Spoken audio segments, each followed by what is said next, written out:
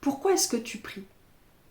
Selon moi, nous prions pour nous souvenir que nous sommes les enfants de l'un et pour pouvoir actualiser ce souvenir dans nos vies. Ça veut dire guérir de ce qui nous sépare de ce souvenir. Alors aujourd'hui, je te propose d'explorer la dimension de guérison de la prière du Notre Père en araméen et tu vas voir que cette prière, eh bien, c'est un cycle de guérison en lui-même et que, à travers elle, Yeshua nous a livré les clés de son ministère de guérison.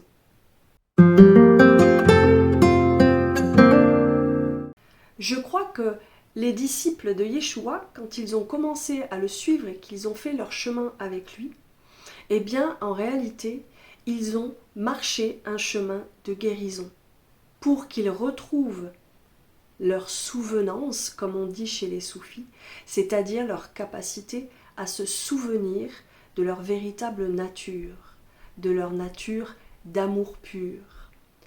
Et je crois que la prière Avun, la prière du Notre Père en araméen, dans la langue originelle de Yeshua, donc avec le sens tel que Yeshua nous l'a donné réellement, eh bien je crois que cette prière, c'est un cycle de guérison dans lequel on va entrer dans le cœur du ministère de guérison de Yeshua et chaque ligne va nous amener à faire un pas de plus vers l'unification et l'intégration de notre être. Dans cette vidéo, je te donne 2 exemples de la façon dont cheminer avec la prière Avun va nous permettre de guérir nos blessures, mais nous allons plus loin lorsqu'on approfondit la prière Avun pendant plusieurs semaines et c'est ce qu'on va faire très bientôt dans la retraite Avun d'automne que je guiderai en direct, en ligne, à partir du mois de novembre et jusqu'à Noël. Donc si tu as envie d'en savoir plus, eh bien je t'invite à rester jusqu'à la fin de cette vidéo, je t'en dis un petit peu plus. Première blessure qui peut être guérie grâce à la prière Avun et grâce à la première ligne Avun de Bashemaya. La blessure de séparation et de déconnexion. Cette blessure de séparation et de déconnexion, elle est selon moi d'abord inhérente à notre nature même d'être humain. Lorsque nous nous incarnons dans la matière, eh bien, nous faisons une démarche d'individuation et cette démarche d'individuation, nous la percevons comme une séparation d'avec la source. Et ce processus-là, eh bien, il est inévitable. Et puis, ce sentiment de séparation et de déconnexion qui est intrinsèque à notre nature humaine, eh bien, il est dans 99% des cas, 100% des cas, amplifié par notre histoire personnelle, par nos blessures d'enfant, et puis par ces blessures que l'on rejoue inconsciemment à l'âge adulte. La première ligne de la prière Avun, et même le premier mot de cette prière, le mot Avun, eh bien, il va nous permettre d'entamer ce chemin de guérison, ce chemin de souvenance, ce chemin de retour de notre double nature, de notre nature à la fois terrestre, mais aussi divine. On va prendre l'exemple de ce premier mot, un mot graine qui contient toute la prière, le mot Avun. La première lettre du mot Avun, c'est Aleph. Aleph, c'est l'absolu, c'est ce qui est illimité, c'est ce qui est en mouvement, l'énergie de vie qui est en mouvement dans toutes les directions et dans toutes les dimensions. Donc c'est vraiment la source, l'unité, l'absolu, le plus grand que nous. Et puis tout de suite après, on a la lettre Beit. La lettre Beit, eh bien c'est la maison. La lettre Beit, elle vient tout de suite nous rappeler que cet absolu, ce non-forme, eh bien, il a choisi de s'incarner dans une forme, dans une maison. Et cette maison, c'est notre corps, notre enveloppe charnelle. Et puis, la lettre qui suit, c'est la lettre Vav, Avun, la lettre Vav, eh bien, elle parle, on pourrait dire, du tunnel de naissance. Comme si, justement, cette source absolument illimitée et infinie, eh bien, elle allait s'insérer dans une sorte d'entonnoir, de tunnel de naissance, pour se concentrer, se condenser, prendre forme et venir s'incarner dans la matière, se densifier et devenir matière. Et puis, on va avoir à la fin du mot Avun, le N, le Nun, et ce Nun, il nous parle de complétude, de quelque chose qui est déjà complet. Donc, ça vient nous dire que nous, être incarné, être de chair, être de glaise, eh bien, nous sommes déjà complets. Nous sommes des émanations de la source illimitée et infinie, cette source qui a choisi de prendre forme, de trouver une demeure dans la forme, cette forme qui est notre corps physique. Je te donne rendez-vous en direct sur ma chaîne YouTube mercredi 2 octobre à 20h pour un rendez-vous sur le thème de la pratique corporelle de la prière intitulé Sacré Corps, incorporer la prière pour mieux incarner le message. Bienvenue à toi. Ce premier mot de la prière, Avun, eh bien, il nous dit tout et il nous ramène à la souvenance de notre origine. Il nous ramène à la conscience que nous sommes de nature terrestre, mais d'abord de nature divine. Et ainsi, en pratiquant avec cette première ligne et avec ce mot Avun, eh bien, on va pouvoir guérir notre blessure de séparation et de déconnexion et on va pouvoir retrouver un sentiment de reliance réelle, d'appartenance réelle. On va retrouver une souvenance de notre véritable origine et cette souvenance, on va s'apercevoir qu'elle n'a pas besoin de validation humaine. Le deuxième exemple de la puissance de guérison de la prière Avun que je te donne aujourd'hui, c'est la 5e ligne de la prière, Haflan Nachma de Sunkanan Yaomana, qui va nous aider à guérir la blessure de rejet. Alors on va parler des différentes parts de soi et des enfants intérieurs. Tu le sais, on a en nous différents personnages, on pourrait dire, différents personnages de notre communauté intérieure, différentes voix qui s'expriment. On appelle ça aussi les enfants intérieurs, les enfants blessés. Et ces enfants blessés, lorsqu'ils ne sont pas écoutés, reconnus, accueillis, eh bien, ils sont actifs malgré nous.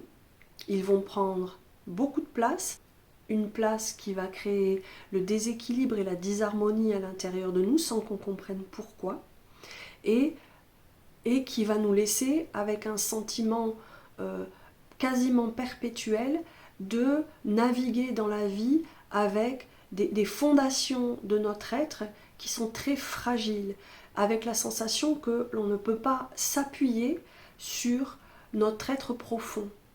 On va avoir des changements d'humeur, des vagues émotionnelles, on va vivre des relations qui vont être compliquées, on va manquer d'estime de soi. Avec la 5e ligne de la prière Avun, eh bien, on va aller rentrer dans un aspect essentiel du ministère de guérison de Yeshua, c'est l'inclusion totale des nafsha. Les nafsha, j'en parle souvent dans mes vidéos parce que c'est quelque chose qui me tient beaucoup à cœur. C'est cette communauté intérieure de différents personnages qui sont présents et actifs à l'intérieur de nous, conscients ou inconscients, et qui vont demander à être inclus pour créer un sentiment de soi, un sentiment du soi qui soit complet et qui soit solide. Lorsque Yeshua inviter à sa table les mendiants, les prostituées, les malades, etc., eh bien, c'était une invitation symbolique à faire la même chose à l'intérieur de nous, à inclure et à inviter à notre table toutes les parts de nous. Donc, avec cette 5e ligne, Haflan Lahma de Sunkanan Yaumana, on va aller regarder ce que c'est que le pain de la vie.